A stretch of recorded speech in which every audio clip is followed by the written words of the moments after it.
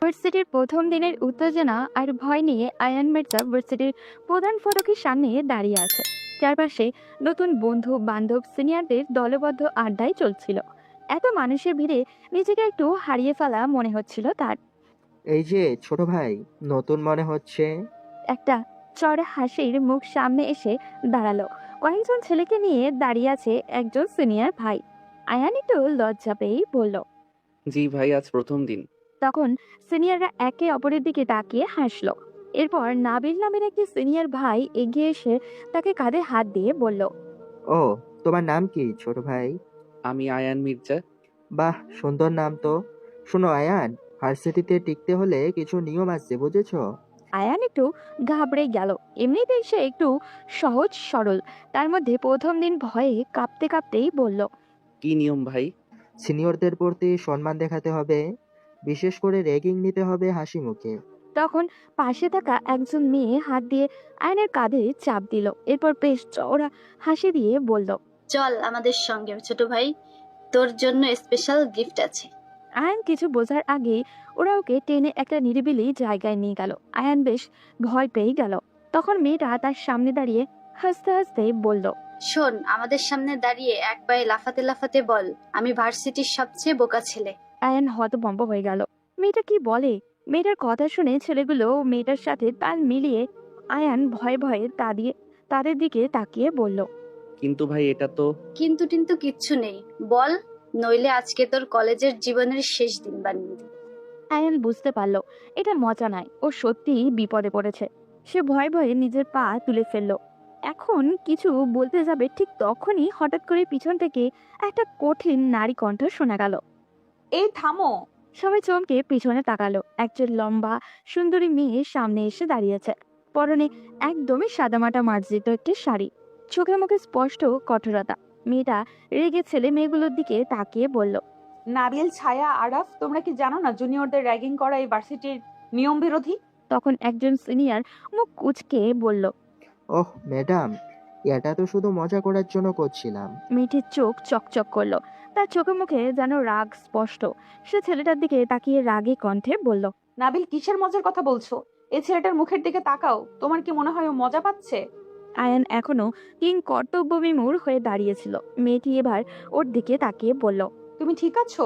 আয়ান হ্যাঁ বোধক মাথা নাড়ালো। মেয়েটি তখন সিনিয়রদের দিকে ফিরে বলল।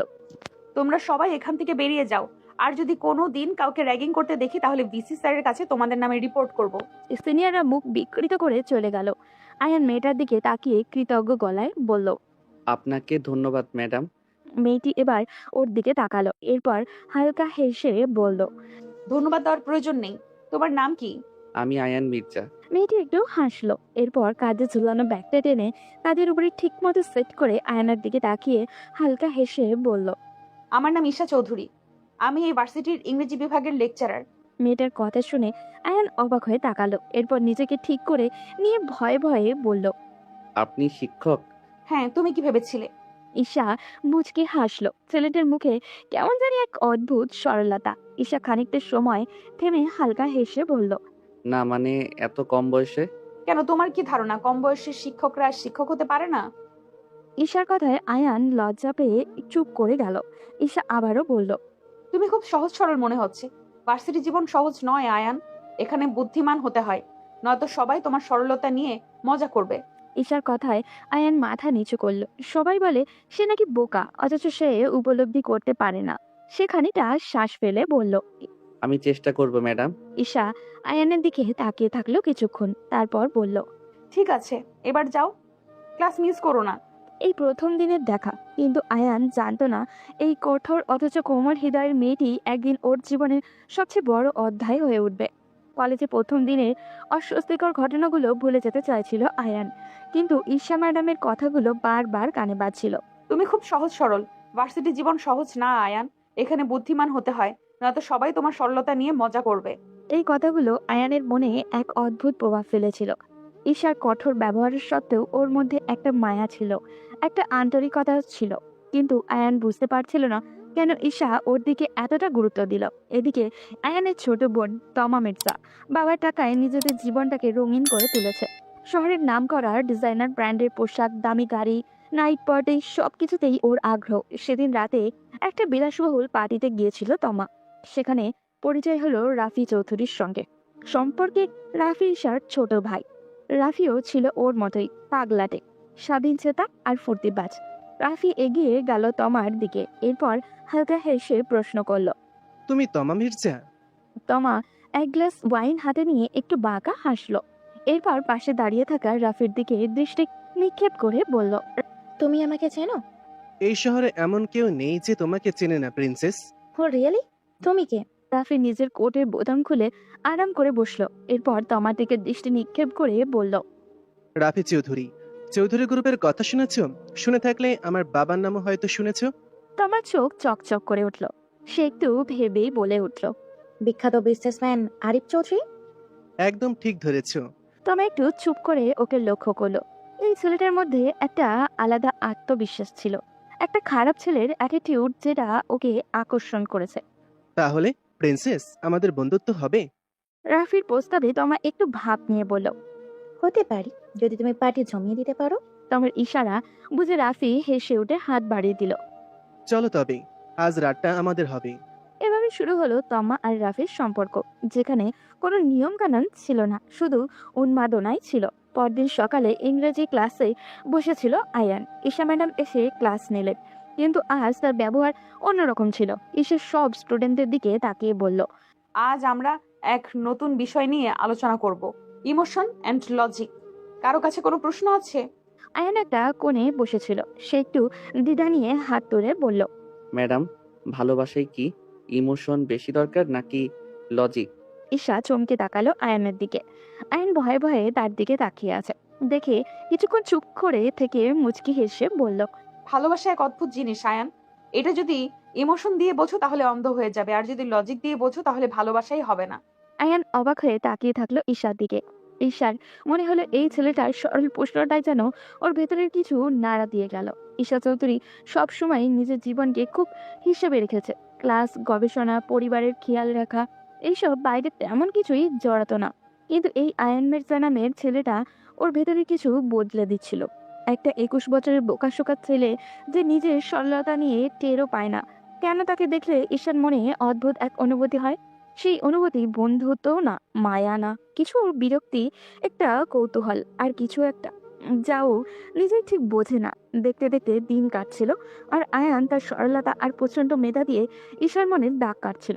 এই তো সেদিন সকাল থেকে আকাশ কালো করে ঝড়ের ইঙ্গিত দিচ্ছিল। ভার্সিটির ক্লাস শেষ না হতেই বৃষ্টি নামলো। আয়ান ছাতা আনেনি। বিশাল ভার্সিটির গেটের সামনে দাঁড়িয়ে ঝাপসা বৃষ্টির দিকে তাকিয়েছিল। এমন সময় পেছন থেকে ঈশার কণ্ঠ শুনতে পেল। একা একা কি ভাবছো আয়ান? আয়ান চমকে পেছনে তাকালো। ঈশা ম্যাডাম ছাতা হাতে দাঁড়িয়ে, চোখে সেই চিরচেনা কঠোর দৃষ্টি।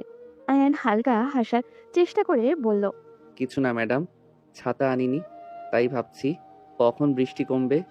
আয়ানের এই কথা বলতে কেউ যেন গলা শুকিয়ে যাচ্ছিল, যা দেখে ঈশার বড্ড হাসি পাচ্ছিল।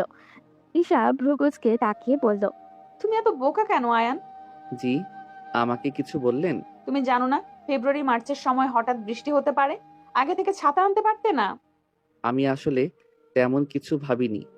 ঈশার বিরক্তির সঙ্গে দীর্ঘশ্বাসও ফেলল। তোমাকে আসলে চালাক হতে হবে। তারপর হঠাৎ করে ঈশা নিজের ছাতাটা আয়ানের হাতে ধরিয়ে দিয়ে বলল, এই নাও, বাসায় যাও, আমি গাড়ি দিয়ে যাচ্ছি, আমার ছাতা লাগবে না।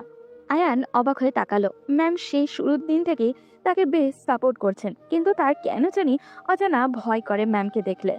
আয়ান ঈশার দিকে তাকিয়ে বলল, কিন্তু ম্যাডাম, এটা আপনার ছাতা।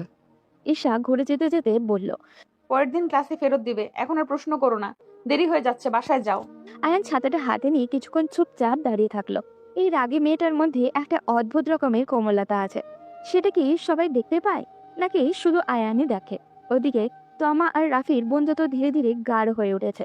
সপ্তাহে কয়েকবার তারা একসঙ্গে পার্টিতে যায়, শহরের দামি রেস্টুরেন্টে খায়, আর নানান রকম বেহিসাবি মজায় ডুবে থাকে। কিন্তু আজকের রাতটা একটু আলাদাই। একটা ব্যাকগ্রাউন্ড মিউজিক বাজছিল। হালকা আলোয় রাফি আর তমা একটা লাউঞ্জে বসেছিল। তখন রাফি তমাকে প্রশ্ন করলো, আচ্ছা তমা, তুমি কখনো কারো প্রেমে পড়েছো? প্রেম? হুম, হাসালে রাফি, ওসব আমার জন্য না।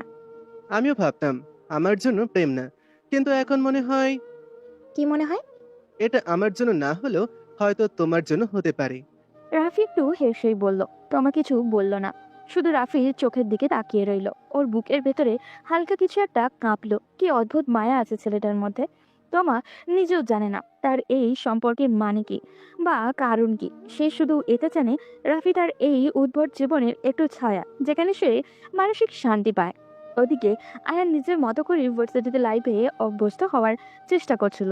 সময়ও কাটছিল বেশ দ্রুত গতিতে, কিন্তু ওর সরলতা আর বোকাশোকা স্বভাবের কারণে প্রায় নানান ধরনের বিপাকে পড়তে হতো। কিন্তু আজকের সন্ধ্যাটা ছিল সম্পূর্ণ অন্যরকম। আয়ান, বাবা তোমাকে ডাকছে। তমা দরজার সামনে দাঁড়িয়ে বিরক্তিকর গলায় বলল কথাটা। আয়ান বই থেকে চোখ সরিয়ে বলল, কেন ডাকছে একটু দেখে আয়। আমি কি তোমার সেক্রেটারি নাকি? নিজে গিয়ে দেখো।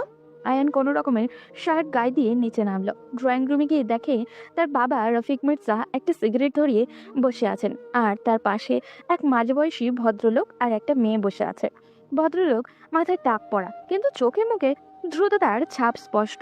আর মেয়েটা অতিরিক্ত সাজগোজ করা, বেশ উগ্র স্বভাবের মনে হলো আয়ানের কাছে। রফিক মির্জা আয়ানকে দেখে বললেন, এসো আয়ান, পরিচিত হও, উনি রাকিব সাহেব, আমার ঘনিষ্ঠ বন্ধু, আর এটা ওনার মেয়ে সাইরা।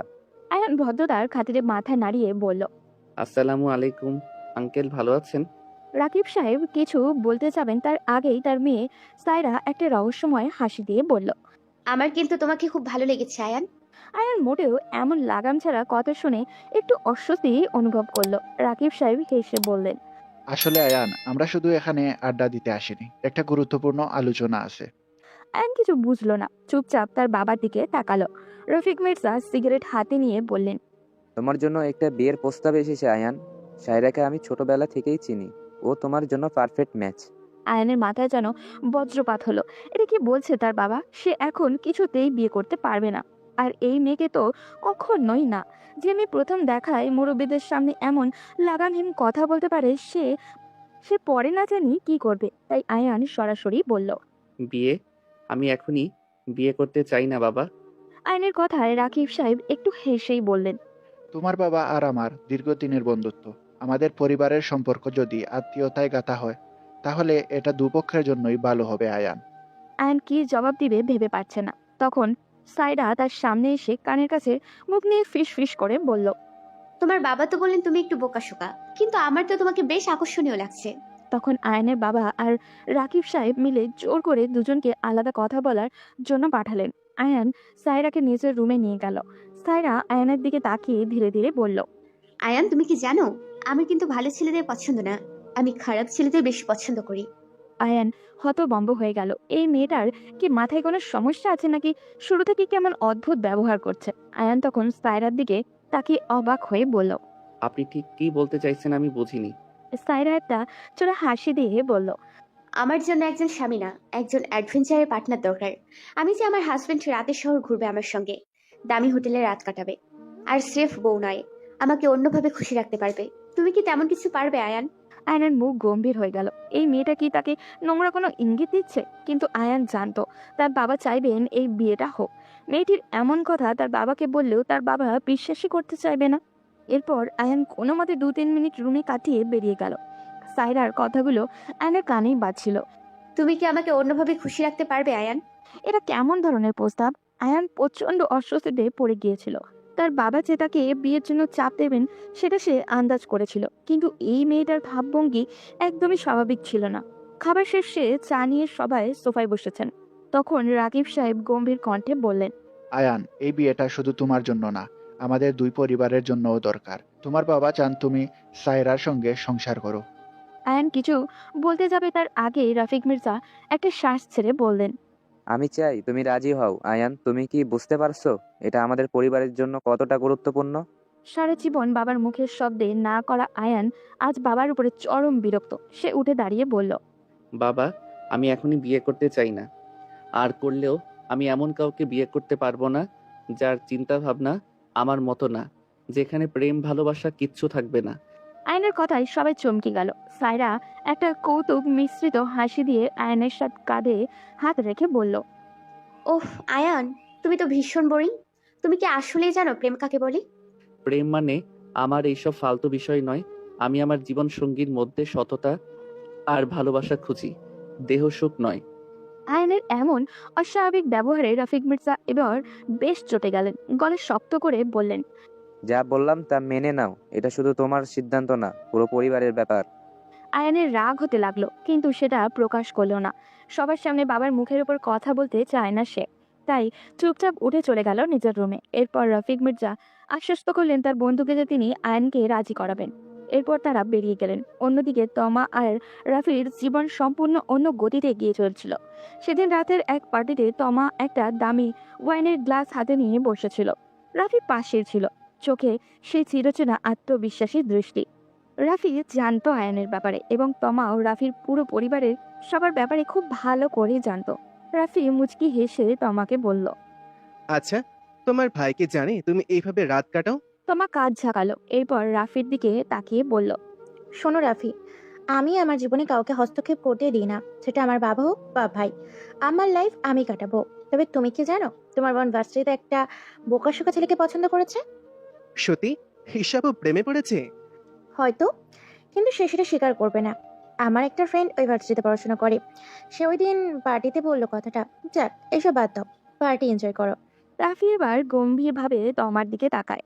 মেয়েটা কেমন জানি ছন্ন ছাড়া, হয়তো পরিবারের চাপে তার উপর নেই, তাই স্বাধীন জীবন কাটাতে কাটাতে একটু বেশি স্বাধীন হয়ে গেছে। রাফি ওয়াইনের গ্লাসে একটা চুমুক দিয়ে তমাকে প্রশ্ন করলো, আচ্ছা তমা, সেদিন বলেছিলে তোমার ভয় হয়েছে, এটা কেন? আমাদের সম্পর্ক যে একদিন সত্যি হয়ে যাবে এটা ভেবে?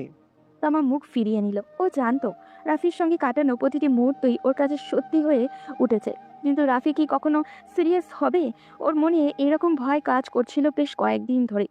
পরদিন সকালবেলা ক্লাস শুরু হবার কিছুক্ষণ আগে ইউনিভার্সিটির ক্যাম্পাসে হাঁটছিল আয়ান। মাথা নিচু করে হাঁটছিল বলে বুঝতে পারেনি সামনে কে দাঁড়িয়ে আছে। এই বোকা ছেলে, কোথায় যাচ্ছ? হঠাৎ পরিচিত রাগী গলাটি শুনে থমকে গেল আয়ান। চোখ তুলে তাকাতেই চোখ পড়ল ঈশা ম্যাডাম দাঁড়িয়ে আছে, হাতে কয়েকটা বই। তার চোখ মুখে সেই চিরচেনা কঠোরতা, কিন্তু কণ্ঠস্বরে যেন কোথাও মৃদু এক কোমলতা লুকিয়েছিল। আয়ান ধীর পায়ে সামনে গিয়ে বলল, ম্যাডাম, আমি তো ক্লাসে যাচ্ছি। এটা ক্লাসে যাওয়ার সময়? এখনো 30 মিনিট বাকি ক্লাসের। আয়ান মুচকি হাসলো। মানে আমি কি বেশি আগেই চলে এসেছি ম্যাম? হ্যাঁ, বেশি আগে।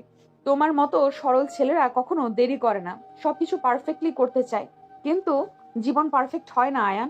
আয়ান ম্যামের কথা বুঝলো না, কিন্তু মাথা নাড়িয়ে হালকা হেসে বলল, জানি ম্যাডাম, কিন্তু আপনি কেন আমাকে এসব বলছেন? ঈশা একটু থেমে গেল। ওর ইচ্ছে করছিল সরাসরি বলে দিবে, তুমি আমার কাছে স্পেশাল, কিন্তু সে নিজেকে আটকালো। এরপর হালকা গলা পরিষ্কার করে বলল, আচ্ছা আয়ান, ধরো তুমি যদি কারোর জন্য গুরুত্বপূর্ণ হয়ে ওঠো, তখন কি করবে? আয়ান অবাক হয়ে বলল, কি রকম গুরুত্বপূর্ণ? মানে কেউ যদি তোমার জন্য অকারণে চিন্তা করে, তোমাকে দেখে হাসে, তোমার খুনসুটি খেয়াল রাখে, তাহলে তুমি কি ভাববে? ঈশার কথায় আয়ান হাঁ করে তাকিয়ে তারপর কিছুক্ষণ ভেবে বলল, হয়তো সে আমাকে পছন্দ করে। ঈশার ঠোঁটের কোণে একটা রহস্যময় হাসি ফুটে উঠল।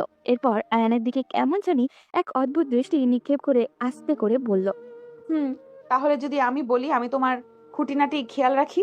আয়ান এবার পুরোপুরি হকচকিয়ে গেল। ম্যামের এমন কথার মানে কি?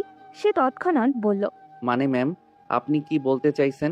ঈশা একটু হেসে বলল, মানে আর কিছু না, তুমি বোকা, ক্লাসে এসো, সময় হয়ে গেছে। বলে ঈশা ভিতরে চলে গেল। কিন্তু তার মনে হচ্ছিল সে আয়ানকে কিছুটা হলেও নিজের অনুভূতি বুঝিয়ে দিতে পেরেছে। অন্যদিকে আয়ান দাঁড়িয়েই রইল। ঈশা ম্যাডামের কথাগুলো মাথার মধ্যে ঘুরপাক খাচ্ছিল। উনি কেন আমার এত খেয়াল রাখেন? উনি কি আসলেই ধুর, আমি এসব কি ভাবছি? উনি আমার শিক্ষক, আমাকে একটু খেয়াল রাখতেই পারেন। এই চিন্তাটা মাথা থেকে সরিয়ে সে ক্লাসে ঢুকে গেল। ঘটনা ক্লাসে শেষ হওয়ার পর আয়ান ক্যাম্পাসের লাইব্রেরিতেই বসেছিল। মাথায় হাজারটা চিন্তা করছিল। সাইরার অদ্ভুত প্রস্তাব, বাবার চাপ, আর ঈশার আজকের কথাগুলো। ঈশা কি সত্যিই ওর প্রতি আলাদা কিছু অনুভব করে, নাকি সে শুধু ওকে প্রোটেক্ট করতেই চায়? তবে এত চিন্তার মধ্যে ঈশার উপস্থিতি যেন সব কিছু অন্যরকম করে দেয়। এই আয়ান, কথাটা শুনে চমকে উঠল সে। চোখ উঠিয়ে তাকাতে দেখলো ঈশা ম্যাডাম একদম সামনে দাঁড়িয়ে। চৌমুখে সেই পরিচিতি কঠোরতা থাকলেও ঠোঁটের কোণে যেন এক ধরনের মিষ্টি হাসি লেগে আছে। একা একা কি ভাবছো? আমি কি অনুমান করতে পারি? আয়ান ভ্রু কুচকে বলল, আপনার অনুমান হয়তো ভুল হবে। ও, আমি তো জানতাম না যে তুমি এত রহস্যময়। আমি রহস্যময়ী নই ম্যাডাম, আমি শুধু একটু বিভ্রান্ত। তা তোমার বিভ্রান্তের কারণ কি আমি? ঈশা সোজাসুজি প্রশ্ন করলো। আয়ান একটু চুপ করে রইল, তারপর আস্তে করে বলল, হয়তো, হয়তো না। আচ্ছা, আমি যদি বলি তুমি আমার বিশেষ ছাত্র? মানে? মানে অন্য ছাত্রদের মতো তোমাকে দেখি না আমি। তোমার বোকাশোকা স্বভাব, তোমার মেধা সবকিছু আলাদা। তোমার খেয়াল রাখার ইচ্ছা হয়। আয়ান কিছু বলতে যাচ্ছিল, কিন্তু ঈশা তার দিকে এক দৃষ্টিতে তাকিয়ে বলল। আর তাছাড়া আমি তো চেয়েছি তোমাকে একটু চালাক বানাতে, বুঝলে? এবার আয়নের মাথা আরো ঘুরপা খেতে লাগলো। এদিকে তমা ও রাফি ধীরে ধীরে একে অপরের জীবনে অবিচ্ছেদ ও অংশ হয়ে উঠছিল। প্রথমে শুধু পার্টি, মদ, ফুর্তি ছিল তাদের সম্পর্কের কেন্দ্রবিন্দু, কিন্তু এখন তমা প্রথমবারের মতো অনুভব করছিল রাফির প্রতি ওর একটা টান তৈরি হয়েছে। একদিন রাতে তমা ও রাফি শহরের এক দামি ক্লাবে বসেছিল। তখন তমা হঠাৎ করে রাফির হাত ধরে বলে উঠল, আচ্ছা রাফি, তুমি কি কখনো জীবন নিয়ে সিরিয়াস হবে? তমার কথার মর্ম রাফি হয়তো বুঝতে পারলো। আজ তমার চোখে সে অদ্ভুত এক গভীরতা লক্ষ্য করলো। যেটা দেখে রাফি হাসলো। সিরিয়াস? তুমি আর আমি কি সিরিয়াস হওয়ার মতো? আমি জানি না, কিন্তু এখন তো খেলাটা সত্যি হচ্ছে, তাই না? রাফি এবার একটু গম্ভীরভাবেই তমার চোখের দিকে তাকালো। এরপর সন্দিহান সুরে বলল। তুমি কি আমাকে ভালোবাসতে শুরু করেছো তমা? তমা কিছুক্ষণ চুপ করে থাকলো, তারপর আস্তে করে বলল, হয়তো। যদি সত্যি ভালোবাসো তাহলে আমি পালাতে পারবো না তমা। তমা কিছু বলল না, শুধু হাতা আর শক্ত করে ধরল। এদিকে সাইরা ধীরে ধীরে বুঝতে পারছিল আয়ান তাকে এড়িয়ে চলার কারণ শুধু তার নিজস্ব অনাগ্রহ নয়, বরং অন্য কিছু। তাই সে সিদ্ধান্ত নিল আজ সে আয়ানের ভার্সিটিতে আয়ানকে ফলো করতে করতে যাবে। আয়ান লাইব্রেরিতে বসেই ছিল, আর দূর থেকে সাইরা দেখছিল। তার চোখে পড়ল ঈশা এসে আয়ানের পাশেই বসেছে, হাসি মুখে কিছু বলছেও। আয়ানের এই নরম রূপ তো সে কখনো দেখেনি। তাকে স্বাভাবিকের চেয়ে বেশি স্বাচ্ছন্দ্য দেখাচ্ছিল। তখন সাইরা মনে মনে ভাবল, ও, তো এই মেয়েটাই মূল কারণ। সাইরার রাগে গা জ্বলে যাচ্ছিল। আয়ান তাকে পাত্তা দেয় না, অথচ এই মেয়ের সামনে বসে হাসাহাসি করছে। সে জানতো আয়ান সহজ সরল, তাহলে ঈশা কি ইচ্ছা করেই আয়ানকে নিজের দিকে টানছে? সাইরা সিদ্ধান্ত নিয়ে ফেলে ঈশাকে এই খেয়াল আর রাখতে দেওয়া যাবে না। সেদিন বিকেলেই ঈশা ইউনিভার্সিটির পার্কিং লটে গাড়ির দিকে যাচ্ছিল। তখনই পেছন থেকে একটা কণ্ঠ শুনতে পেল। আপনি তো খুব চালাক, তাই না ম্যাডাম? ঈশা ফিরে তাকাতেই সায়রাকে দেখতে পেল। আয়ানের মুখ থেকে সায়রার নাম সে অনেকবার শুনেছে এবং ফটোও দেখেছে, তাই সে চিনতে অসুবিধা হলো না। সে পিছন ফিরে ঈশা নির্লিপ্ত কণ্ঠে বলল, কি বলবেন মিস সাইরা? সায়রা ঈশার কাছে এসে বলল, আমি শুধু একটা কথাই বলতে এসেছি, আয়নের কাছ থেকে দূরে থাকুন, সে আমার। সায়রার কথায় ঈশার রাগ উঠে গেল, কিন্তু সেটা প্রকাশ না করে ঈশা একটু হেসেই বলল, ও, আয়ান কি আপনাকে তার মালিকানা দিয়েছে? ঈশা এমন ঠাট্টা শুনে সায়রার দাঁতের দাঁত চেপে বলল, দেখুন, আপনি আমাকে চেনেন না, আমি চাইলে কি করতে পারি। এর চেয়ে বড় কথা, আপনি আয়নের থেকে বয়সে বড়, তার শিক্ষক। আপনি এমন একজন মেয়ে যাকে আয়ন কোনোদিন বিয়ে করবে না, তাই আমাদের মাঝে বাধা হয়ে দাঁড়াবেন না। ঈশার চোখে এক মুহূর্তের জন্য রাগের ঝলক দেখা গেল, কিন্তু সে নিজেকে সামলে নিয়ে বলল, আমি জানি না সে আমাকে ভালোবাসে কিনা, কিন্তু আমি জানি সে তোমার মতো মেয়েদের পছন্দ করে না, আর সেটা আমি শিওর হয়েই বলছি। বিশেষ করে তোমাকে সে অপছন্দ না, বরং ঘৃণা করে। সায়রার মুখ বিকৃত হয়ে গেল। সে ঈশার দিকে তাকিয়ে হুঙ্কার দিয়ে বলল, আমি ওকে পাওয়ার জন্য যা করার দরকার তাই করব। আপনি শুধু দূরে সরে যান। যদি আমার আর আয়নের মাঝে বাধা হয়ে দাঁড়ান তাহলে ভালো হবে না বলে দিলাম। ঈশার ঠোঁট বাঁকিয়ে বলল, দুঃখিত মিস সাইরা, আমি কাউকে ভয় পাই না। তোমার যা ইচ্ছা করে নাও। সায়রা এবার নিঃশব্দে হাসলো। এরপর মনে মনে বলল, ভয় তো পাবেনি, কারণ আমি আপনাকে ভয় পাওয়াবো। ঈশা ওকে আরো গুরুত্ব না দিয়ে গাড়িতে উঠে চলে গেল। কিন্তু সে জানতো এই মেয়েটা কিছু একটা করবে। 2 দিন পরের ঘটনা। ঈশা ভার্সিটি থেকে বের হয়ে পার্কিং লটে এসেছিল। চারপাশটা একটু ফাঁকাই ছিল, কারণ ক্লাস প্রায় শেষ হয়ে গিয়েছে। ঠিক তখনই কয়েকজন ছেলে চারিদিক থেকে ওকে ঘিরে ফেললো। এই ম্যাডাম, আমাদের সঙ্গে একটু আসুন। ঈশার চোখ সরু করে তাকালো। ছেলেগুলোকে সে চেনে না, কিন্তু ওদের চোখে শয়তানি ভরা। তাই ঈশা একটু রেগেই বলল, তোমরা কারা আর কোথায় যাওয়ার কথা বলছো? বলেই একটা ছেলে ঈশার হাত ধরতে চাইল। ঈশা এক ধাক্কায় সরিয়ে দিল। দূর হও এখান থেকে, না হলে খুব খারাপ হয়ে যাবে। আর তোমাদের ক্যাম্পাসে আসার পারমিশন কে দিয়েছে? কিন্তু ছেলেগুলো এবার আক্রমণ করলো। একজন ঈশার হাত ধরে টানলো, কিন্তু ঈশার সঙ্গে সঙ্গে ওর মুখে এক ঘুষি বসিয়ে দিল। ছেলেটা পড়ে গেল। এবার আরো একজন ওর পেছন থেকে ধরতে আসলে ঈশা ওর পায়ে জোড়া লাথি মারলো। কিন্তু একা কতক্ষণই বা সামলাতে পারবে ও? ওদের মধ্যে একজন পেছন থেকে এসে ঈশার মুখ চেপে ধরলো, আর একজন হাত মুচড়ে ধরলো ওর। ঠিক তখনই একটা গর্জন শোনা গেল। ওকে ছেড়ে দে। সবাই তাকিয়ে দেখলো আয়ান ছুটে আসছে। আয়ানের চোখ তখন রাগের দাও দাও করে জ্বলছিল। ঈশাকে কিছু ছেলেরা জোর করে ধরে রেখেছে। এই দৃশ্য আয়ানের কাছে সহ্য করার মতনই না। সে একটা লোহার রড হাতে নিয়ে ছেলেগুলোর সামনে এসে দাঁড়িয়ে বলল, তোমরা ওনাকে ছেড়ে দিবে নাকি আমি একটা একটা করে হাড় গুঁড়ো ভাঙবো? ছেলেগুলো প্রথমে একটু ঘাবড়ে গেল, কিন্তু তারপর ওদের লিডারটা এগিয়ে এলো। আয়ানের দিকে তাকিয়ে তাচ্ছিল্য করে বলল, ওই বেটা, বেশি চালাকি করবি না, নিজের রাস্তা দেখো। আমরা কতজন দেখেছিস? আয়ান কোনো উত্তর দিল না। ওর রাগ এবার পুরোপুরি সীমা ছাড়িয়ে গেছে। এক মুহূর্তের মধ্যেই সামনে দাঁড়িয়ে থাকা ছেলেটার উপরে লোহার রড দিয়ে আক্রমণ করলো। ছেলেটা মাটিতে গড়িয়ে পড়লো। আয়ান রাগে ফুঁসতে লাগলো। আরো একজন পেছন থেকে আসতে যাচ্ছিল। আয়ান ওর পেটের মধ্যে এমনভাবে লাথি মারলো যে ছেলেটার মুখে শব্দ করেও কিছু বলতে পারলো না। এদিকে ঈশা নিজেও ছেড়ে দেওয়ার মতো মেয়ে না। সে ছেলেটা ওর হাত চেপে ধরেছিল, তার মুখে এমন এক কনুইয়ের বাড়ি মারলো যে ও সোজা মাটিতে পড়ে গেল। কয়েক মিনিটের মধ্যেই সব ছেলেরা এলোমেলো হয়ে গেল, আর আয়ান ঈশার হাত ধরে টেনে নিয়ে গাড়ির দিকে ছুটল। চলেন এখান থেকে বেরিয়ে যাই। গাড়িতে উঠে দুজনেই হাঁপাতে লাগলো। ঈশা হঠাৎ আয়ানের দিকে তাকিয়ে বলল, আয়ান, তুমি এত সাহসী হয়ে উঠলে কবে? আয়ান চোখ সরিয়ে নিয়ে বলল। যখন দেখলাম আপনার বিপদ হয়েছে। ঈশার ঠোঁটের কোণে একটু হাসি ফুটে উঠল। সে আয়ানের দিকে তাকে মিষ্টি করে হেসে বলল, আমাকে রক্ষা করার জন্য ধন্যবাদ আয়ান। ছাত্র হিসেবে আপনাকে রক্ষা করা আমার দায়িত্ব ম্যাম।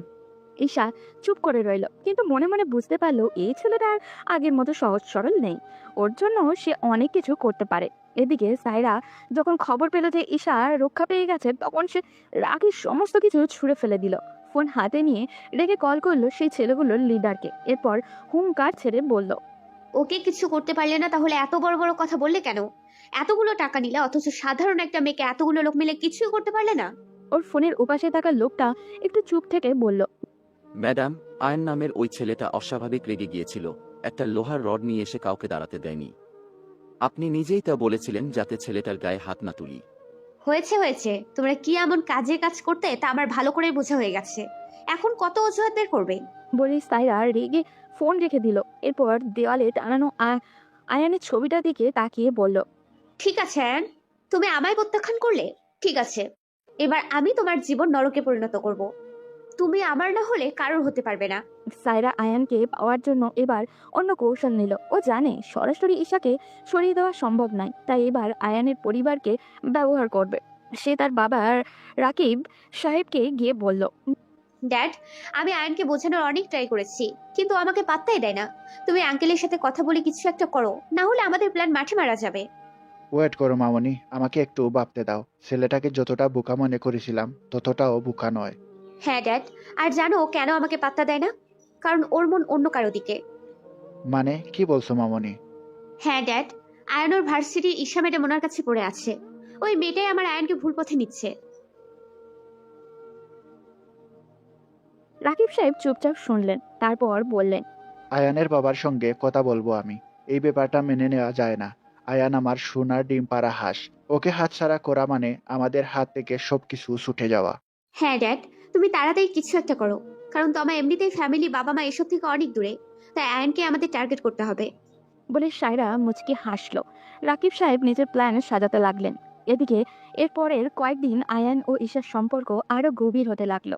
যদিও আয়ান এখনো ওর অনুভূতি স্বীকার করতে রাজি না, কিন্তু ঈশা বারবারই ওকে বুঝিয়ে দেওয়ার চেষ্টা করছিল।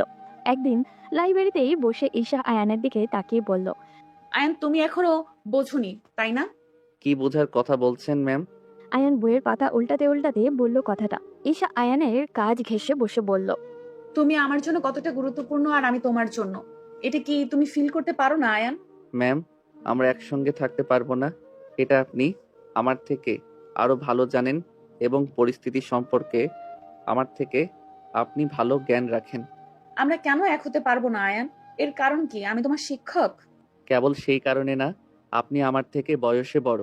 আমাদের সমাজ এটা মেনে নেবে না। ঈশা আয়ানের হাত ধরে বলল, আয়ান, আমি শুধু এটা জানতে চাই, তুমি কি আমাকে ভালোবাসো? আয়ান এবার কি জবাব দিবে খুঁজে পাচ্ছে না। ঈশাকে তার ভালো লাগে না এটা বললে মিথ্যা হবে। ঈশাই আয়ানের জীবনের প্রথম নারী যাকে আয়ানের মনে ধরেছে। কিন্তু নিজেদের অবস্থানের কথা চিন্তা করে আয়ান কিছুক্ষণ চুপ করে থেকে বলল। আমি জানি না ম্যাম।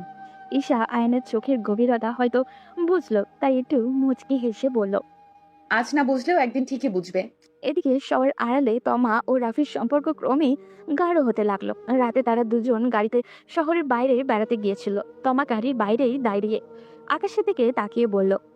রাফি, আমরা কি পৃথিবীতে শুধু জীবন নিয়ে খেলতে এসেছি নাকি নাকি নাকি আমরা সত্যিই ভালোবেসে ফেলেছি একে অপরকে?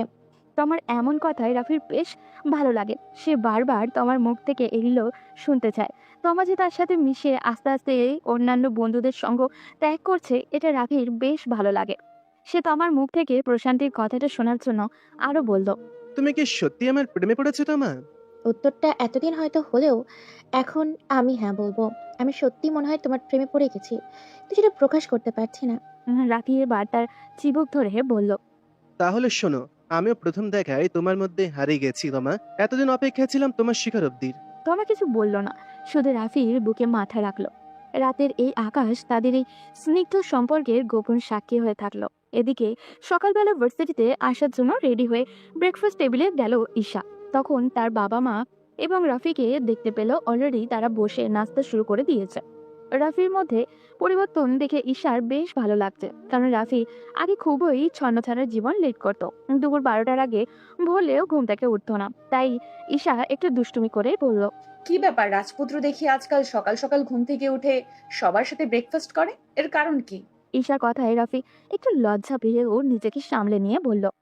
তোর কি বলিস? আমি কি নিজের জীবন গুছিয়ে নেওয়ার ট্রাই করতে পারি না? বাহ, মাথার সুবুদ্ধিগুলো দেখছি আস্তে আস্তে খুলতে শুরু করেছে। বেশ ভালো। এরপর তারা একসাথে ব্রেকফাস্ট শুরু করলো। ঈশা বেশ কিছুক্ষণ থেকে লক্ষ্য করছে তার বাবা মা একে অপরের কিছু একটা নিয়ে জোরাজুরি করছেন। তা দেখে ঈশা নিজে থেকে বলল। কি ব্যাপার আব্বু আম্মু, তোমরা কি কিছু? আমতা আমতা করে বললেন। দেখো মা, আমরা তো তোমাকে কোনো কিছুতেই বাধা দেইনি, চেয়েছো তাই করতে দিয়েছি। এবার আমরা চাইছিলাম তোমার বিয়েটা দিয়ে দিতে। তুমি যদি রাজি থাকো তাহলে আমার বন্ধু সাজ্জাদ সাহেবের ছেলে রোহানের সাথে আমরা তোমার বিয়ের ব্যাপারে কথা এগিয়ে নিব। বাবার কথায় ঈশার মাথায় রাগ চড়ে গেল। এই রোহান ছেলেটি কি তার পিছু ছাড়বে না? সে রেগে নিজের বাবার দিকে তাকিয়ে বলল। বাবা, আমি তোমাকে আগেও বলেছি কাটাবো সেটা আমি ডিসাইড করব। তাহলে তোমরা শুধু শুধু সময় নষ্ট করছো কেন? ঈশার কথায় এবার ঈশার মা রিমা চৌধুরী রেগে বললেন। তোমাকে তো আমরা যথেষ্ট সময় দিয়েছিলাম, কিন্তু তুমি তো কিছু করছো না। আজ পর্যন্ত বিয়ের ব্যাপারে তোমার কোনো ইন্টারেস্ট তো দেখলাম না। সময় কি আসছে না যাচ্ছে? তোমার বয়সী মেয়েদের 2-3টা করে সন্তান আছে। উফ মা, তোমাদের নিয়ে আমি কি করব বলো তো? তোমরা এখনো সেই আদিম যুগে পড়ে আছো। বাদ দাও তো, আমি কথা দিচ্ছি খুব শীঘ্রই তোমাদের আশা পূরণ করব। আমরাও তো সেই একই কথা বলছি। তুই হ্যাঁ বললে আমরা রোহানের বাবার সাথে কথা এগিয়ে রাখতাম। ঈশা তার মাকে কিছু বলতে যাবে, তার আগেই রাফি মাঝখান থেকে তার মাকে বলল। মা, তোমার কথা ভুল হচ্ছে। এটা রোহান নয়, বরং আয়ান হবে। এটা একটু কারেকশন করে নাও, দেখবে সব বিদ্যুৎ বেগে এগিয়ে যাবে। রাফির কথায় ঈশা হা হয়ে গেল। সে রাফির দিকে তাকিয়ে দেখে রাফি দুষ্টু কেমন হাসছে। তখন রিমা চৌধুরী অবাক হয়ে বললেন। তুই এসব কি বলছিস রুহু? রোহানের নাম আবার আয়ান কোন দিন হলো? হো মা, তোমাকে নিয়ে আর পারলাম না। রোহানের নাম রোহানি আছে, আমি সেটা বললাম। সেটার বিস্তারিত তুমি তোমার মেয়ের কাছ থেকে শুনে নিও। আমি বরং যাই, একটু পর এখানে বোম ব্লাস্ট হবে। এসব আমি সামলাতে পারবো না। তবে ভালোই হবে মির্জা বাড়ির ছেলে যখন চৌধুরী বাড়ির মেয়ের সাথে করে। বলে রাফি চলে গেল। ঈশার বাবা মা দুজনই হতবাক হয়ে শুধু তাকিয়েছিলেন। তখন রিমা চৌধুরী বললেন। যা বাবা, তোদের আজকালকার ছেলে মেয়েদের কথার আগামাথা কোনো কিছুই আমি বুঝি না। সে আয়ান হোক আর রোহান হোক, বেঁচে থাকতে নিজের মেয়েকে একটা ভালো ছেলের হাতে তুলে দিয়ে যেতে পারলেই আমাদের শান্তি। বয়স তো আর কম হলো না, শরীরটা আগের মতো নেই। কোন দিন আমরা বুড়ো বুড়ি মরে যাই কে জানে। উফ মা, তোমাকে নিয়ে আর পারলাম না। থাকো, আমি গেলাম, আমার ক্লাস আছে। বলেই সে খাবার রেখে উঠে বেরিয়ে গেল। ভার্সিটিতে পৌঁছানোর পর ঈশার মন খারাপ ছিল। তার মায়ের কথাও সত্য, বয়স তো আর কম হলো না। তবে তার মেজাজ চূড়ান্তভাবে খারাপ হয়ে যায় যখন সে আয়ানকে ক্যাম্পাসের করিডোরে দাঁড়িয়ে এক মেয়ের সঙ্গে গল্প করতে দেখে। ঈশা কিছুক্ষণ দাঁড়িয়ে পর্যবেক্ষণ করলো। মেয়েটি আয়ানের দিকে হেসে হেসে কথা বলছে, আর আয়ানও কিছুটা লজ্জা পেয়েছে। কিন্তু ঈশার সহ্য হলো না এসব। সে রাগান্বিত ভঙ্গিতে সামনে গিয়ে বলল, আয়ান, তুমি কি করছো এখানে? আয়ান হতভম্ব হয়ে ঈশার দিকে তাকালো। ঈশার সেই চিরচেনা রাগী ফেসটা দিকে আমতা আমতা করে বলল। আমি ম্যাম শুধু গল্প করছিলাম। ঈশা ঠান্ডা গলায় বলল, এই মেয়েটার সাথে গল্প করতে এত মজা লাগছে যে হাসাহাসি করতে করতে গায়ে ঢলে পড়ছো? মেয়েটি ভ্যাবাচ্যাকা খেয়ে তাকিয়ে রইল, কিন্তু ঈশা তাকে পাত্তাই দিল না। হঠাৎই ঈশা আয়ানের দিকে হাত টেনে ধরে বলল, আমার সাথে চলো। ম্যাম, কোথায় যাব? চলো বলেছি। ম্যাম, আপনি পাগল হয়ে গেছেন নাকি? এইভাবে আমাকে টেনে গাড়িতে তুললেন কেন? হ্যাঁ, তোমার জন্য আমি পাগল। এখন আর তোমাকে ছেড়ে দেব না, চিরদিনের জন্য আমার করে নিব। আয়ান অবাক হয়ে বলল, বলে গাড়ি দ্রুত গতিতে চালাতে শুরু করলো। আয়ান কিছু বুঝলো না, তবে চুপ করে রইল। গাড়ি থামলো কাজী অফিসের সামনে। আয়ানকে টেনে গাড়ি থেকে নামিয়ে এসে কাজী অফিসের ভিতরে গেল। কোনো রকম চিন্তা ভাবনা না করেই বলল, কাজী সাহেব, আমরা বিয়ে করতে চাই, বিয়ে পড়ানো শুরু করেন। কাজী সাহেব কিছুটা অবাক হয়ে বললেন, আপনারা নিশ্চিত? হ্যাঁ, একদম নিশ্চিত। আর নিশ্চিত না হলে কি আপনার কাছে আসতাম? ঈশার এমন ভয়ঙ্কর চেহারা দেখে আয়ান অসহায়ের মতো বলল। ম্যাম, আপনি যেটা করছেন এটা তো পাগলামি। ঈশা চোখ রাঙিয়ে বলল, তুমি যদি না বলো তাহলে এখান থেকে বেরিয়েই গলায় দড়ি দেব। তুমি কি চাও আমি মারা যাই? আয়ান হতবাক হয়ে গেল। সে জানে ঈশা যা বলে তাই করে। ঈশা তার কিছু বন্ধুকে কল করলো। তারও যেন প্রস্তুত ছিল 20 মিনিটের মাথায় সবাই এসে হাজির। অগত্যা কোনো উপায় না দেখে আয়ান বিয়ের কাবিননামায় সই করলো। কাজী সাহেব বিয়ে পড়িয়ে দিলেন, আর মুহূর্তের মধ্যেই ঈশা আয়ান স্বামী স্ত্রী হয়ে গেল। বিয়ের পরপরই ঈশা নিজের বাবাকে ফোন দিল। হ্যালো আব্বু, আমি বিয়ে করেছি, তোমাদের সব পূরণ করেছি। উপাস থেকে আরিফ চৌধুরী চমকে উঠে বললেন, কি বললে? কাকে বিয়ে করেছো? বিখ্যাত ব্যবসায়ী রফিক মির্জার ছেলে আয়ান মির্জাকে। তুমি কি পাগল হয়েছো? তুমি জানো এটা আমাদের পরিবারের জন্য কত বড় অপমান? আমি এই বিয়ে মানি না। তুমি তাকে পছন্দ করলে আমাকে জানাও নি কেন? আমার একমাত্র মেয়ের বিয়ে আমি এভাবে কিছুতেই মানবো না। বাবা, আমি ওকে ভালোবাসি, আর যদি তুমি এটা না মানো তাহলে আমি আত্মহত্যা করব। তুমি যদি না মানো তাহলে মেয়ের লাশ এসে নিয়ে যাও। ঈশার কণ্ঠ এত দৃঢ়তা ছিল যে ওর বাবা হতভম্ব হয়ে গেলেন। একটু চুপ থেকে তিনিও বললেন, ঠিক আছে মা, আমি এটা মেনে নিলাম। তবুও তুমি নিজের কোনো ক্ষতি করো না। তুমি আমার একমাত্র মেয়ে। তোমার কিছু হলে আমরা কি নিয়ে বাঁচবো? ধন্যবাদ বাবা। আমি তাহলে এখন তোমাদের জামাইয়ের সাথে শ্বশুর বাড়ি রওনা দিলাম। দোয়া করো। বলে ঈশা ফোন কেটে দিল। আরিফ সাহেব ধপ করে নিজের চেয়ারে বসে পড়লেন। ওদিকে ঈশা আর আয়ানের বাড়ির সামনে আসার পর আয়ান দাঁড়িয়ে রইল। ভেতরে ঢোকার সাহস পেল না ও। ঈশা রাগী গলায় বলল, এভাবে দাঁড়িয়ে থাকলে হবে? চলো ভেতরে, সেটা আমি দেখে নিব। বলে ঈশা দরজা ঠেলে ঢুকে গেল। আয়ান বাধ্য হয়ে পেছন পেছন গেল।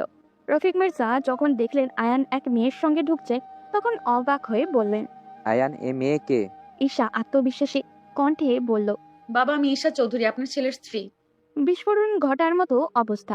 রফিক মির্জা নিজের জায়গা ছেড়ে উঠে দাঁড়ালেন। এরপর রেগে তেড়ে এসে বললেন, কি বললে? তোমরা বিয়ে করেছো? হ্যাঁ, এবং এখন থেকে আমি এই বাড়ির বউ। রফিক মির্জা ক্রোধে কাঁপতে কাঁপতে বললেন, তুমি জানো এটা আমাদের পরিবারের জন্য কত বড় কলঙ্ক? আমার স্ট্যাটাস সম্পর্কে তোমার ধারণা আছে? ঈশা একদম ভয় পেল না। সে রফিক মির্জার কথার জবাবে বলল, আপনার ছেলে সুখে থাকলেই তো হলো। পরিবারের ইজ্জতের কথা বলছেন। আপনার ছেলের সুখ কি তার থেকে কম গুরুত্বপূর্ণ? বাক বিডনটা চলতেই থাকলো। এই সময় দরজার সামনে দাঁড়িয়ে থাকা সাইরা পুরো ঘটনাটা দেখে গেল। তার মুখে অভিব্যক্ত অন্ধকার হয়ে গেল। সে মনে মনে বলল, এত সহজে তোমাদের সুখী হতে দেব না ঈশা। এবার তোমাদের জীবন নরকে পরিণত করব আমি। আমার কাছ থেকে আয়নকে কেড়ে নেওয়ার ফল তোমাকে ভোগ করতেই হবে। ওদিকে রফিক মির্জা রেগে চিৎকার চেঁচামেচি শুরু করলেন, কিন্তু ঈশা সেটাকে পাত্তা না দিয়ে আয়ানকে টেনে নিয়ে রুমে চলে গেল। রাতের বেলা ঈশা আর আয়ান দুজনে যেন নতুন জীবনে পা দিল, কিন্তু আয়ান এখনো ঠিক মানিয়ে নিতে পারছিল না নিজেকে। রাতে যখন তারা একসাথে ঘরে ঢুকলো, আয়ান অস্বস্তিতে পড়ে গেল। আয়ান নার্ভাস কণ্ঠে বলল, ম্যাম, আমরা কি আলাদা ঘুমাতে পারি? ঈশা ভ্রু কুচকে বলল, মানে আমরা তো স্বামী স্ত্রী, আলাদা থাকার প্রশ্নই আসে না। ম্যাম। ঈশা আয়নার দিকে ধীরে ধীরে এগিয়ে এলো। আয়ান ভয়ে পিছনে যেতে লাগলো। তা দেখে ঈশা দুষ্ট হেসে বলল, তুমি যে এখনো ভয় পাচ্ছ আয়ান? ভয় না মানে আমি তো এসব বুঝি না। আয়ান মাথা নিচু করলো। ঈশা হাসলো, তারপর আয়ানের চিবুক ধরে বলল, তোমার কিছু বুঝতে হবে না, শুধু আমাকে বিশ্বাস করো, আমি সব ঠিক করে দিব। আয়ান কিছু বলতে পারলো না। ঈশা ধীরে ধীরে ওর কাছে এলো, আয়ানের চোখে চোখ রাখলো। আমি তোমার স্ত্রী আয়ান, তুমি কি আমাকে স্বীকার করো না? করব, কিন্তু তাহলে আর কোনো কিন্তু নয়, আজ থেকে তুমি শুধু আমার আয়ান। এই বলে ঈশা আয়ানকে শক্ত করে জড়িয়ে ধরলো। আয়ানের বুকের ধুকপুকানি বেড়ে গেল। সে জানতো না কি করবে। ঈশা ওর ঠোঁটের কোণে মিষ্টি একটা চুমু দিল, তারপর ফিস ফিস করে বলল, আজ আমি তোমাকে আমার সমস্ত সংশয় থেকে মুক্তি দিব। তবে তাদের রাতটা কাটলো স্বপ্নের মতো। পরের দিন রাত গভীর। রাকেশ সাহেব নিজের বন্ধুর বিলাসবহুল বাড়ির গেস্ট রুমে বসে সিগারেট টানছেন, আর তার সামনে বসে আছে সায়রা। সায়রা ঠোঁট বাঁকিয়ে বলল, ড্যাড, তুমি বলেছিলে কাজটা খুব সহজ হবে, কিন্তু এখন তো দেখি ঈশা সব গুলিয়ে দিয়েছে। রাকিব সাহেবের চোখে মুখে রহস্য। তিনি ধীর গলায় বলল, সব ঠিক হয়ে যাবে সায়রা। আমি জানি রফিক মির্জার পুরো সম্পত্তি আয়ানের নামে, আর আয়ান যদি তোমাকে বিয়ে করে তাহলে সেই সম্পত্তির মালিক তুমিও হবে। একবার বিয়ে করে গেলে আমরা ধীরে ধীরে ওর বাবাকে সরিয়ে দিয়ে পুরো ব্যবসা দখলে নিতে পারবো। সায়রা চোখ সরু করে বলল, কিন্তু ড্যাড, এখন তো সে ঈশাকে বিয়ে করে নিয়েছে, কিভাবে আয়নকে আমার করব? রাকিব সাহেব হেসে বললেন, আমি রফিক মির্জার সাথে কথা বলেছি, সে কখনো এই বিয়ে মানবে না। তার একটাই স্বপ্ন, তাকে সমাজে সম্মানজনকভাবে দেখতে হবে, আর তার ছেলে যেন তার কথা শুনে, আর তার সেই অহংকারের সুযোগটাই আমরা নেব। সায়রা একটু ভেবে বলল, তাহলে ড্যাড, আমাকে এখন কি করতে হবে? তোমাকে আয়ানের সামনে নিজেকে দুর্বল মেয়ে হিসেবে উপস্থাপন করতে হবে। তোমাকে এমনভাবে নাটক করতে হবে যেন সে ভাবতে শুরু করে যে তুমি তার জন্য পাগল। তার বিয়ে হয়ে যাওয়ায় তুমি খাওয়া ঘুম সব ভুলে পাগল হয়ে গেছো। একবার সে একটু দুর্বল হলেই আমরা রফিক মির্জার প্রেসারে তাকে তোমার দিকে টেনে আনবো। সায়রার ঠোঁটের কোণে একটা শয়তানি মার্কা হাসি ফুটে উঠল। দারুণ ড্যাড, এবার তাহলে আয়ন শুধু আমার হবে। কিন্তু তারা বুঝতে পারেনি দরজার ওপাশে দাঁড়িয়ে একজন সব শুনছিল। ঈশা এসেছিল সায়রার সাথে কথা বলে সব মিটমাট করে সুন্দর একটা সমাধানের দিকে যেতে। কিন্তু এদের বাবা মেয়ের কথা শুনে সে আকাশ থেকে পড়ল। ঈশা মুখ শক্ত করে দাঁড়িয়েছিল। সে এক মুহূর্তে দেরি না করে ফোন বের করে সব রেকর্ড করতে লাগলো। এরপর হাততালি দিয়ে ঘরে প্রবেশ করতে করতে বলল, বাহ বাহ, তো তোমরা আয়ানকে ফাঁদে ফেলার এই বাপ বেটি মিলে এই পরিকল্পনা করছো, তাই তো? ঈশার কণ্ঠ শুনে সায়রা আর রাকিব সাহেব চমকে উঠল। সায়রা বর্ষা থেকে দাঁড়িয়ে পড়ল। তুমি এখানে কি করছো? তোমাদের আসল রূপ দেখতে এসেছি। রাকিব সাহেব বুঝে গেল ঈশা তাদের প্ল্যান শুনে ফেলেছে, তাই সে ঈশার দিকে এগিয়ে এসে চোখ সরু করে বলল, তুমি যদি আমাদের ফাঁসানোর কথা ভেবে থাকো তাহলে ভুল করছো মিসেস ঈশা। ঈশা ভয় পেল না, বরং এক পা এগিয়ে এসে বলল, তোমরা যা করার চেষ্টা করছো সেটা সফল হতে দেব না আমি। আয়ান শুধু আমার, এবং আয়ানের ফ্যামিলি আমার ফ্যামিলি। ঈশার চোখে আগুন দেখে সায়রার গলা শুকিয়ে গেল। ঈশা তাদের বাবা মেয়ের দিকে আঙুল তুলে বলল, নেহাত তোমরা আমার শ্বশুর মশাইয়ের অতিথি, না হলে এখনই ধাক্কা দিয়ে এই বাড়ি থেকে বের করে দিতাম। খুব সাবধান, আজকের পর থেকে এরকম জঘন্য পরিকল্পনার কথা চিন্তা করলেও তোমাদের বাবা মেয়ের জীবনের শেষ আমি দেখে ছাড়বো। বলে ঈশা নিজের রুমে চলে আসলো। সে ভেবেছিল হয়তো সায়রা আয়ানকে ভালোবাসে, তাই হয়তো পাগলামি করতে পারে, কিন্তু এরা তো টাকার লোভে এই বাড়িতে এসেছে। ঈশা রুমে বসে নিজের ফোনে রেকর্ড করা অডিও বারবার শুনছিল। তার রাগ যেন দাও দাও করে জ্বলছিল। ওদিকে সায়রা পুরো রাত তার বাবার সাথে বসে নতুন পরিকল্পনা করছিল। সায়রা রেগে তার বাবাকে বলল, ঈশাকে সরাতে হবে বাবা, এবার শুধু চালাকি করলে হবে না, এমন কিছু করতে হবে যাতে আয়ন নিজে ওই মেয়েকে ডিভোর্স দিয়ে আমাকে বিয়ে করতে রাজি হয়। রাকেশ সাহেব কিছুক্ষণ গভীরভাবে চিন্তা করলো, তারপর দ্রুত হাসি দিয়ে বলল, প্ল্যান পেয়ে গেছি। ঈশাকে সমাজের চোখে ছোট করতে হবে, এমন কিছু ঘটাবে যাতে সবাই মনে করে সে চরিত্রহীন নোংরা মেয়ে মানুষ। 2 দিন ভালো মতো কাটলো নানান ঝামেলায়। তৃতীয় দিন সকালে ভার্সিটিতে গুজব ছড়িয়ে পড়ল প্রফেসর ঈশার চারিত্রিক কোনো সমস্যা আছে।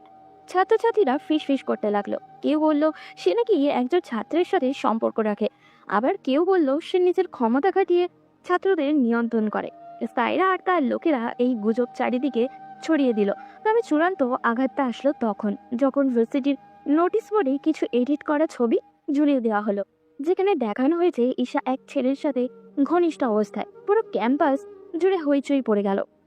একজন শিক্ষকের এরকম ব্যবহার, এটা তো লজ্জাজনক। ঈশা ভার্সিটিতে প্রবেশ করে যখন এইসব শুনলো তখন তার হাত পা কেমন জানি ঠান্ডা হয়ে গেল। অফিস রুমে অন্যান্য শিক্ষকরাও তার দিকে এমন অদ্ভুত দৃষ্টি দিয়ে তাকাচ্ছিল। ঈশা তখন সবার দিকে তাকিয়ে বলল, এই ছবিগুলো মিথ্যে, ফেক, কেউ ইচ্ছে করে এডিট করেছে। বিশ্বাস করুন আপনারা, এগুলো মিথ্যে। কিন্তু কেউ তার কথা বিশ্বাস করলো না। ঈশা আর এক মুহূর্ত সেখানে না দাঁড়িয়ে কান্না করে বাসার দিকে রওনা দিল। কিন্তু ছাত্রদের মাঝে বিদ্রোহ শুরু হয়ে গেল। ভার্সিটির উচ্চপদস্থরা জরুরি মিটিংও ডাকলো। এদিকে আয়ান যখন এইসব শুনলো তখন তার মস্তিষ্ক কাজ করছিল না। এটা কিভাবে সম্ভব? ঈশা কখনো এমন কিছু করতেই পারে না।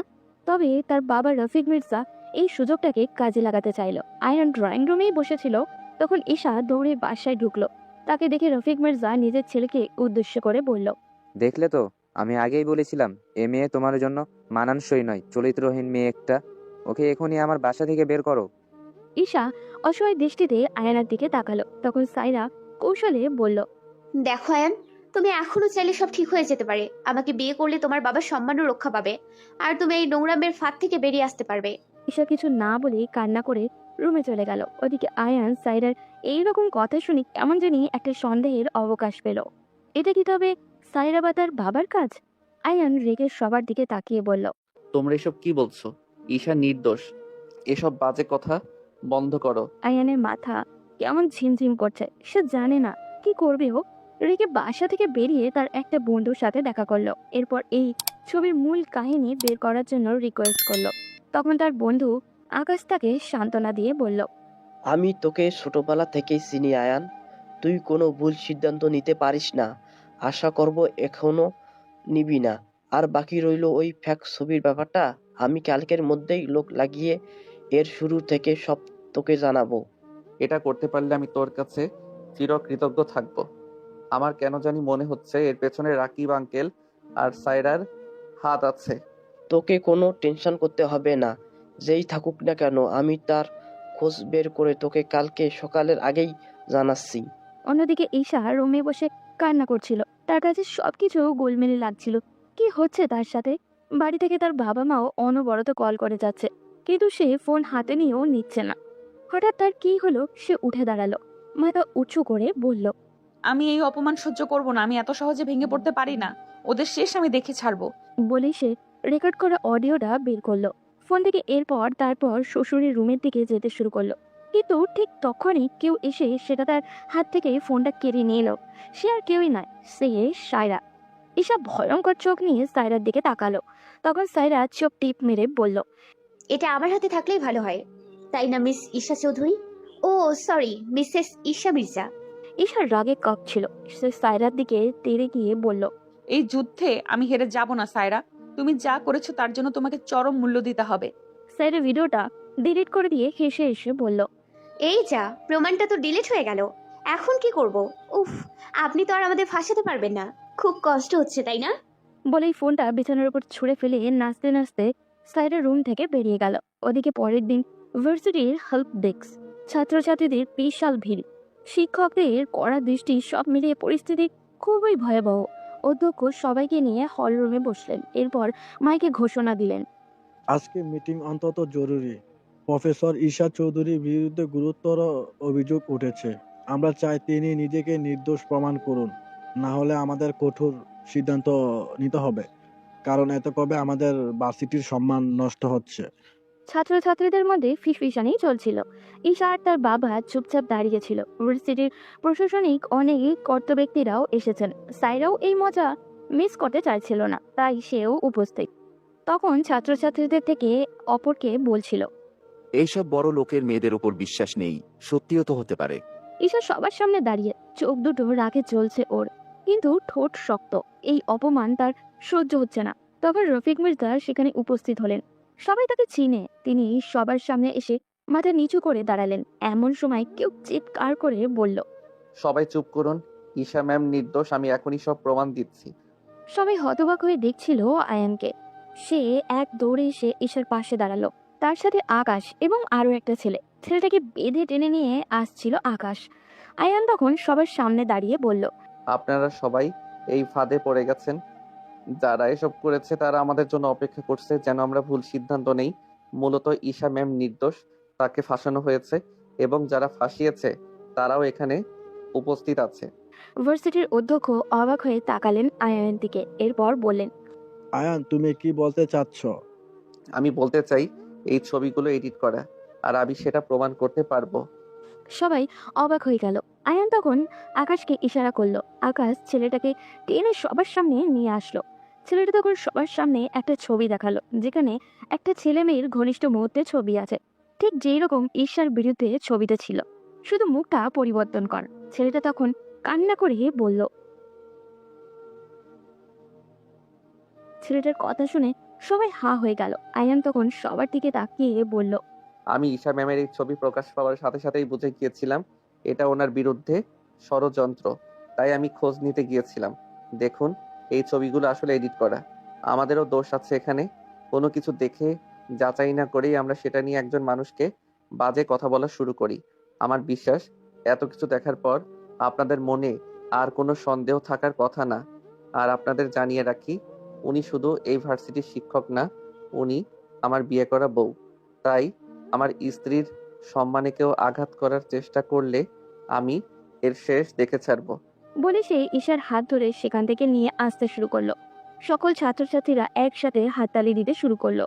সাইরার মুখ ফ্যাকাশে হয়ে গেছে, কিন্তু অধ্যক্ষ ততক্ষণে কঠোর গলায় বললেন, এখন পরিষ্কার যে ঈশা চৌধুরীর বিরুদ্ধে ওঠা অভিযোগ মিথ্যে। বরং যারা এই কাজ করেছে তাদের বিরুদ্ধে আমরা কঠোর ব্যবস্থা নেব। আমাদের ভার্সিটির শিক্ষকের অপমানিত করার ফলাফল রাকিব সাহেব এবং তার মেয়েকে ভোগ করতে হবে। আমি এখনই মানবহানির মামলায় করব। সবাই হাততালি দিতে লাগলো। এদিকে আয়ান ঈশাকে নিয়ে বাসায় চলে আসলো। ঈশা আজ নতুন এক আয়ানকে চিনল, যাকে সে আগে কোনো দিনও দেখেনি। রুমে এসে আয়ান রাগে ফুঁসতে শুরু করলো। এবার ঈশা ধীরভাবে আয়ানের দিকে তাকিয়ে বলল, আয়ান, তুমি আমার জন্য এত বড় কাজ করলে, অথচ আমি জানতামও না। আয়ান ঈশার কাছে এসে মাথা নিচু করে বলল, ম্যাম, আমি জানি না কেন এমন হয়, তবে আপনার দিকে কেউ আঙ্গুল তুললে সে আঙ্গুল আমার ভেঙে দিতে ইচ্ছে করে। আমি চাই না কেউ আপনার কোনো ক্ষতি করুক। ঈশা গভীরভাবে তাকিয়ে থাকলো। তার চোখে এক অন্যরকম আলো ফুটে উঠল। ওদিকে সব ছাত্রছাত্রীরা ঘিরে ধরে রাকিব সাহেব এবং সাইরাকে পুলিশের হাতে হস্তান্তর করলো।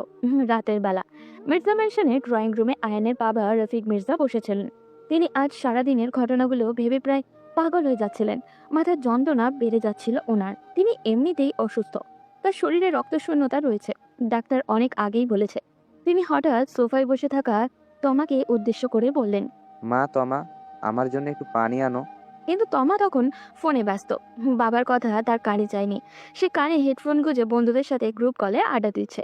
এমন সময় হঠাৎ করে রফিক মির্জার মাথায় এবং বুকে প্রচন্ড ব্যথা শুরু হলো। তিনি শ্বাস নিতে পারছিলেন না, সোফা থেকে পড়েও গেলেন। এবার তমা লক্ষ্য করলো তার বাবার দিকে।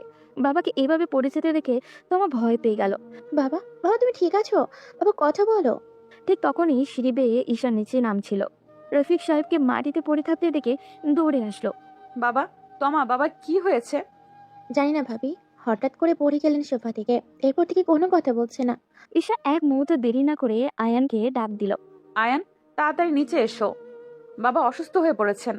রাতের অন্ধকারে গাড়ি ছুটে চলল হাসপাতালের দিকে। তমা কান্না করছে। রফিক সাহেবকে ইমার্জেন্সিতে নেওয়া হলো। ডাক্তাররা পরীক্ষা করে জানালেন রোগীর অবস্থা সংকটাপন্ন। শরীরে রক্ত শূন্যতা এবং তার মধ্যে অধিক প্রেশার নেওয়ায় সেন্সলেস হয়ে পড়েছেন তিনি। দ্রুত রক্তের প্রয়োজন। ডাক্তার রক্তের গ্রুপ চেক করে আয়ানের কাছে এসে বললেন, মিস্টার আয়ান, বি পজিটিভ রক্তের প্রয়োজন। অনেক রাত হয়ে গেছে, এখন পাওয়া কঠিন। পরিবারের কেউ কি দিতে পারবেন?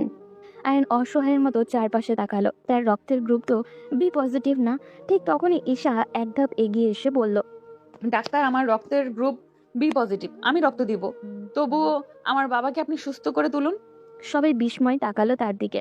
ডাক্তার অনুমতি দেওয়ার পর ঈশা রক্ত দিতে চলে গেল। রক্ত দিয়ে আসার পর পুরো হাত ঈশা আর তমা আয়ানকে জড়িয়ে ধরে কেঁদেছে। সকাল 8টার দিকে রফিক মির্জা ধীরে ধীরে চোখ খুললেন। আয়ান, তমা আর ঈশা তার পাশে বসেছিল। আমি এখন কোথায়? আপনি এখন বিপদমুক্ত, কিন্তু আপনাকে আরও কিছুদিন বিশ্রামে থাকতে হবে মিস্টার মির্জা। আপনাকে আমি আগেও বলেছি, রক্তের প্রয়োজন আপনার। আপনি কখনো আমার কথায় পাত্তা দেননি। কাল রাতে যদি আপনার ছেলের বউ রক্ত না দিত, কি একটা অবস্থা হতো। এখন থেকে নিজের শরীরের প্রতি যত্নশীল হন। বলেই ডাক্তার বেরিয়ে গেলেন। রফিক মির্জার দৃষ্টি ঈশার দিকে গেল। তিনি ভাঙা গলায় বলেন, মা, তুমি আমার জন্য রক্ত দিয়েছো? ঈশা রফিক মির্জার কাছে গেল, এরপর মৃদু হেসে বলল, হ্যাঁ বাবা, আপনি তো শুধু আয়নের বাবা নন, আমারও বাবা। আপনার কিছু হয়ে গেলে আমরা তিনজন বাঁচতাম কি করে? রফিক মির্জার চোখে পানি চলে এলো। ঈশাকে করা অপমানের কথা মনে হতেই লজ্জায় চোখ বন্ধ করে নিলেন। এরপর আস্তে আস্তে বললেন, আমি তোমাকে ভুল বুঝেছিলাম মা। আমি মনে করেছিলাম তুমি আমার ছেলের জন্য সঠিক নও, কিন্তু আজ বুঝলাম তুমি ছাড়া আমার পরিবারকে কেউ আগলিয়ে রাখতে পারবে না। রফিক মির্জা ধীরে ধীরে হাত বাড়িয়ে ঈশার হাত ধরলেন। এরপর মাথা নাড়িয়ে বললেন, তোমার এই বুড়ো বাপটাকে ক্ষমা করো মা।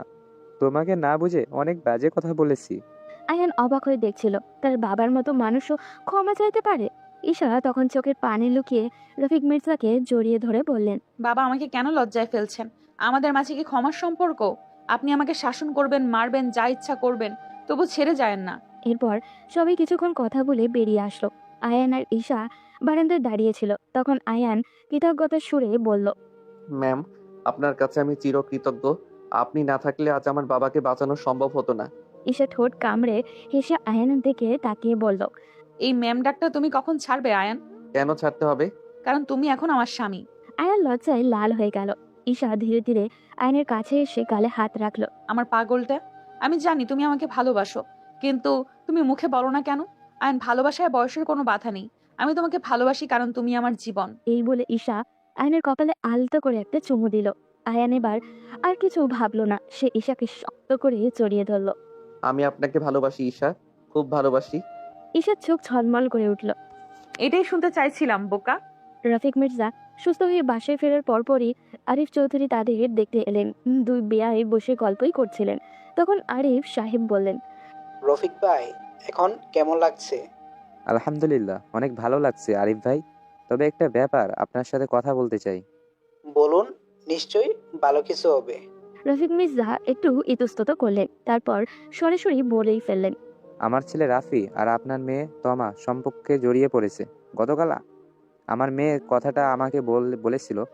আমি চাচ্ছি আপনি যদি সম্মতি দেন তবে তাদের সম্পর্কটা পরিপূর্ণ রূপ দিতে পারি। আরিফ চৌধুরী কিছুক্ষণ চুপ করে থাকলেন, তারপর মৃদু হেসে বললেন, আমি জানতাম এই ব্যাপারটা একদিন সামনে আসবে।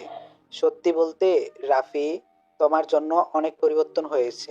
আমি চাই না আমার ছেলে আগের মতো বেপরোয়া জীবনযাপন করুক। তোমার যদি ওকে সত্যি ভালোবেসে তাহলে আমার কোনো আপত্তি নেই। তমা আর রফি দরজার আড়াল থেকে সব শুনছিল। তমা উত্তেজনায় ফিস ফিস করে বলল, ওহ মাই গড, তোমার ড্যাড রাজি হয়ে গেল। আমার কি যে আনন্দ হচ্ছে। তারা না হয় রাজি হলো, তুমি কি প্রস্তুত আমার পাগলি? তোমার পাশে থাকার জন্য আমি সবসময় প্রস্তুত। পরদিন দুই পরিবার আনুষ্ঠানিকভাবে তমা আর রফির বিয়ের কথা পাকা করে ফেললেন। রাতে আয়ান নিজের ঘরেই বসে বই পড়ছিল। ঈশা ধীরে ধীরে এসে তার পাশে বসল। কি করছেন মশাই? এই তো বই পড়ছি। চোখ কি আজকাল পকেটে নিয়ে ঘোরেন? ওরে বাবা, কি তেজ কথাটা! আমার দিকে তাকিয়ে বলো তো। আয়ান ঈশার দিকে তাকালো, তারপর লজ্জায় মাথা নিচু করে বলল।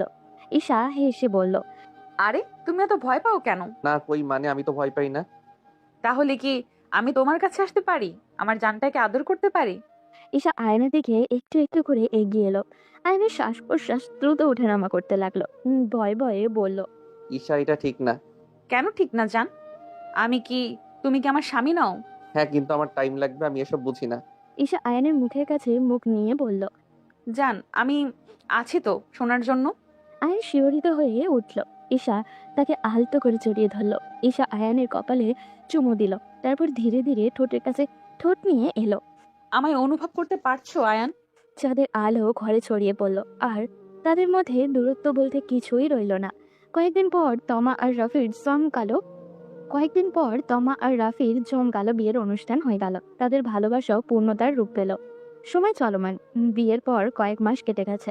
আয়ান, ঈশা আর তমা আর রাফি এখন সংসারের নতুন অধ্যায় প্রবেশ করেছে। একদিন সকালে আয়ান ঘুমাচ্ছিল। ঈশা এসে ধপ করে তার উপরে চড়ে বসলো। আয়ান বাবু, আর কত ঘুমাবে? ওঠো। উফ, ঈশা এত সকালে ডাকছেন কেন? আজ তো ভার্সিটি নেই। এত সকাল মানে? এখন বাজে 10টা। এত ঘুমালে কি সংসার চলবে? সংসার চলবে না মানে? আমার কি এখন ইনকাম করার সময়? না, মানে আমি বলতে চাইছিলাম, তুমি যখন বাবা হবে তখন যদি এত ঘুমাও, তাহলে বাচ্চাকে দেখবে কে?